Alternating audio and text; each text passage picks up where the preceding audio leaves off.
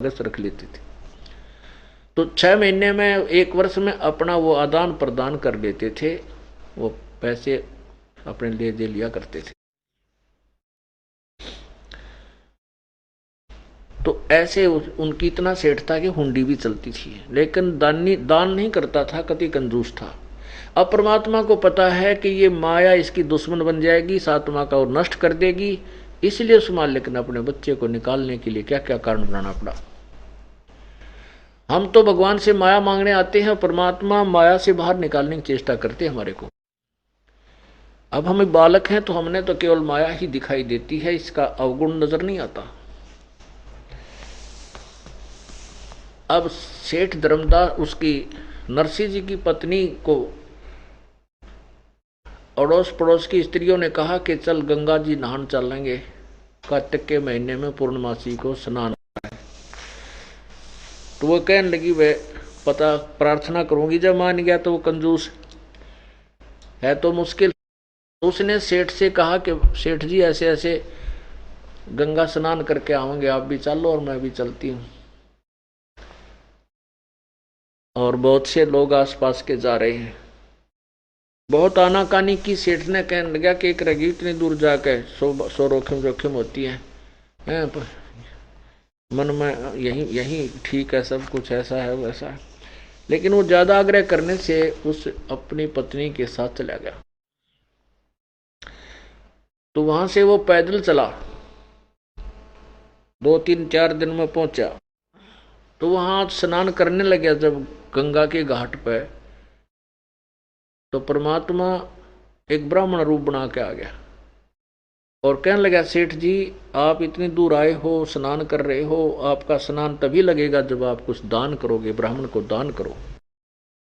अब सेठ नरसिंह कहने लगा, पंडित जी मैं थोड़ा बहुत कम पैसा, मेरे पास धन नहीं है, मैं तो गरीब सा आदमी हूँ, और यहाँ पैसा भी हम थोड़ा सा लाए हैं किराए का, रस्ते उस्ते खाने खुने का पैसा मेरे पास है नहीं।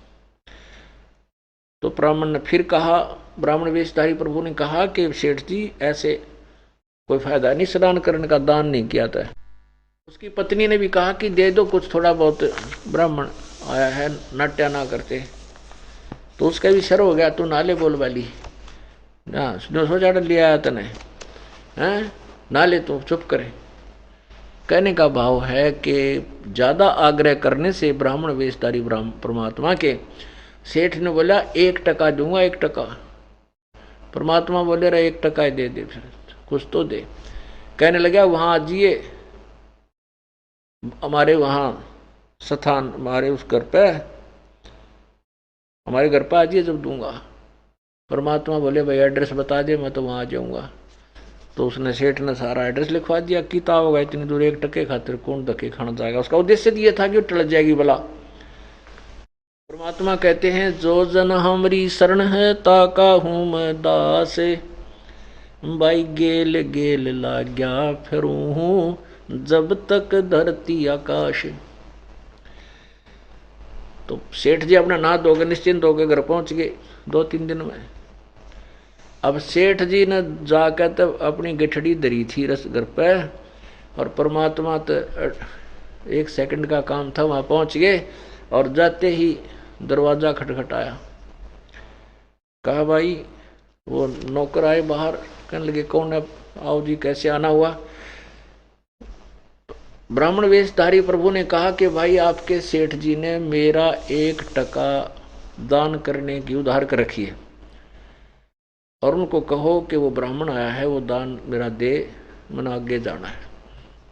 अब उन नौकरों ने जाकर कहा कि सेठ जी एक ब्राह्मण आया है गंगा घाटते हैं, और वो न्यू कहेगा आपने कोई 1 टका देने की, दान की आपने वचन किया था, वो दान मांग रहा है अपना।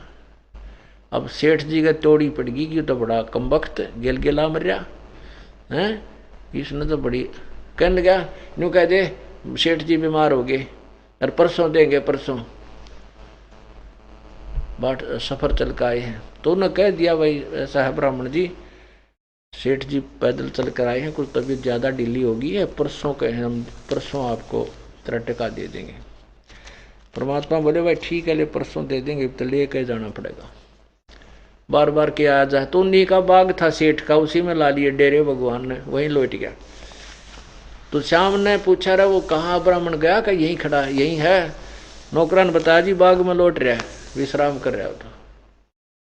अब सेठ ने भी सोची भाई आज तो इसने टके की आंट लाई है, तड़के 10 रुपये पड़ जाएगा, इसने तो राह ही पाएगी, इसको रास्ता मिल गया है, ये फिर घना दुखी करेगा, इसलिए इसकी टंटाई अभी काट दो, इसको मैंने देना ही नहीं, ये फिर परेशान करेगा नहीं तो। सेठ जी ने या उल्टी गांठ लगा ली। अब वो परसों आ गया, परसों उठ कर सवेरे परमात्मा ने फिर कहा भाई मेरे सेठ जी को कहो वो पैसा दे। नौकर गए, वो बोले जी ब्राह्मण आ गया है कि आज आपने आज का नाम लिया था। सेठ बोला न्यू कह दो हमारा सेठ तो मर गया। अब नौकरों ने तो आदेश का पालन करना था, उन्होंने जाकर दिया भाई ब्राह्मण जी बड़ी दुख की खबर है, हमारे गुरुजी की तबीयत ढीली, हमारे जो सेठ की तबीयत कई दिन तक ढीली थी भाई, सफर में आए थे और उनकी तो मृत्यु होगी। तो ब्राह्मण रूपधारी परमात्मा बोले भाई बात तो बनी बहुत बूंदी, फिर अब तो लकड़ी गिरवा के जाऊंगा, ऐसे थोड़ा जाया जाता है, अब तो भाई इसका अंतिम संस्कार करा के जाऊंगा, न्यू के जाया जाए हमारा यजमान है। ठीक है, अब वो सेठ को बताया जी सेठ जी वो तो न्यू का है, आपका अंतिम संस्कार करवा के जाऊंगा। अब सेठ ने पक्का आंट ला ली, क्यों काल तो बहुत जबरदस्त है, उल्टे रास्ते को जीव भी बड़ा राज्य होगा पकड़ता है, ग्रहण करता है। सेठ बोला तुम मेरी अर्थी तैयार करो और लकड़ी ढोने लग जाओ। ये इतना बड़ा सेठ मरे तो सारा गांव गेल हो लिया करे, वो चार नौकर लकड़ी ढोए, परमात्मा भी जान गया कहाँ, पता तो था अंतर्यामी थे वो 4 नौकर लकड़ी ढोए उसकी, और उन 4 ने उठा कर सेठ लौटा लिया और चल पड़े। परमात्मा ने भी ठा लिया, कीकर का मुँह लठ पड़ा था कोई ओड़ा बोड़ा लक्कड़, और कंधे पर रख के उसके पीछे पीछे वो लिए। अब वो जहां वहां पहुंचे तो सेठ बोला तुम चिता बना दो, ऊपर रखवा ली अर्थी चिता बनाने लगे, चिता भी तैयार कर दी, ऊपर भी लौटा लिया। अब वो कहने लगे, परमात्मा बोले रहे निकम्मे,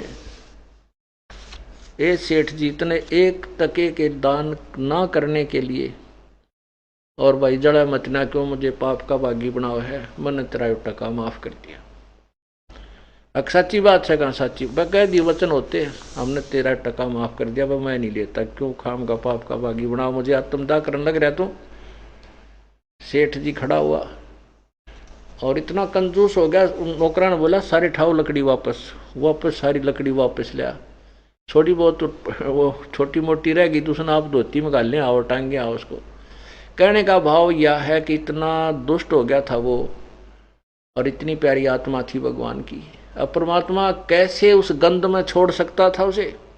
अब सेठ जी अगले दिन सैर सपट्टे को चल पड़ा, क्यों 3-4 दिन तक घर पड़ा था, अंदर ही टट्टी हुआ था, बहुत दूर निकल गया।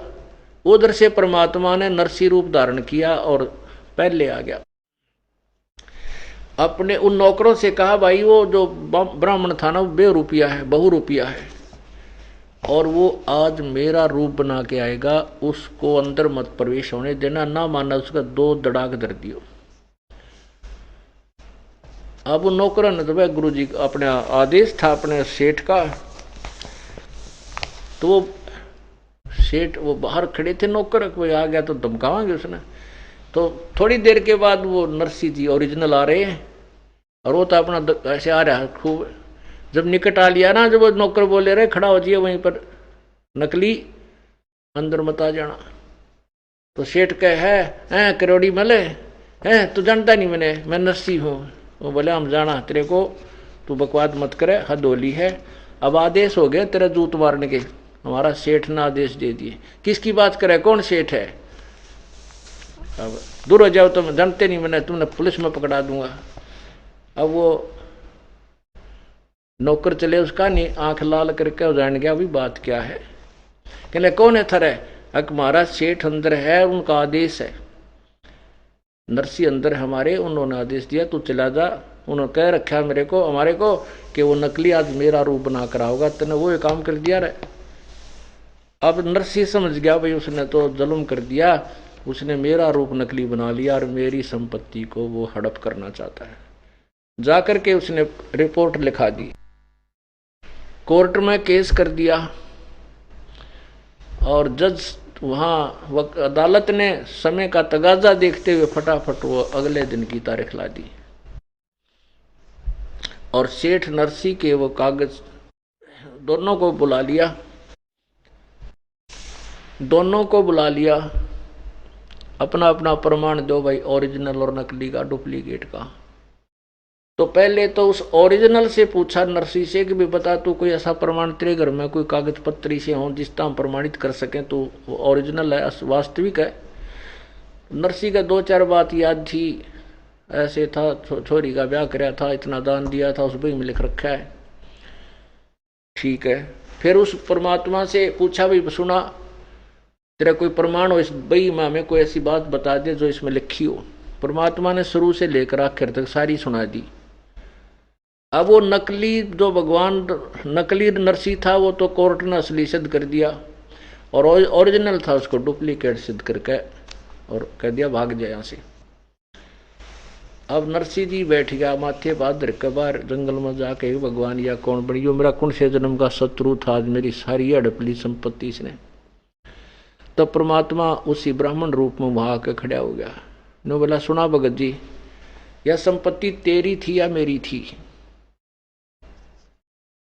अब नरसी उसके मुंह का नहीं देखा, अग भाई थी तो मेरी, पर तू चालबाज गणा है, तने काबू कर दी। अकना या तेरा भूल लाग रही थी बच्चा, या पहले भी तेरी नहीं थी या पहले भी मेरी थी। फिर उनको पूरा ज्ञान बताया। पुण्यात्मा थी, थोड़े संकेत को समझ गया, बेटा तू आज मर जावे तो तेरी थी या नहीं थी, और तेरे ना तेरा कोई पुत्र, एक बेटी वत ने ब्याह रखी, इस संपत्ति ने सिर पर धरकर नाचेगा, तेरे मरने के बाद ये लोग बांटेंगे तेरे हकीकी, और तू गधा बनेगा या दुनिया की पैसे 2 नंबर के धंधे करके तेने ब्याज गणा लगा लगा के संपत्ति जोड़ रखी।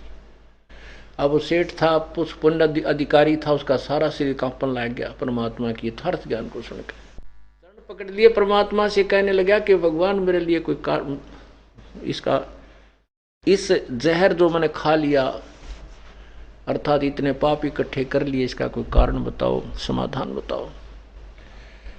परमात्मा ने कहा कि मैं तेरे को संपत्ति दे दूंगा, पर इसने बांट दे तू, यानी धर्म में ला दे सारी को, तेरी तब जान बचेगी। कहते हैं एक का चोट से धारी आज ने मिलना दाचा, एक का बात मैं समझ गया, तो आज मर जाऊंगा, कल मेरी है ही नहीं। और ये जो दुनिया को लूट लाट के इधर उधर के ब्याज दुगने तगने ला कर ने 2 के 20 बना कर ने कलम झूठी साची लिख के माया जोड़ रखी है मैंने। तो उसने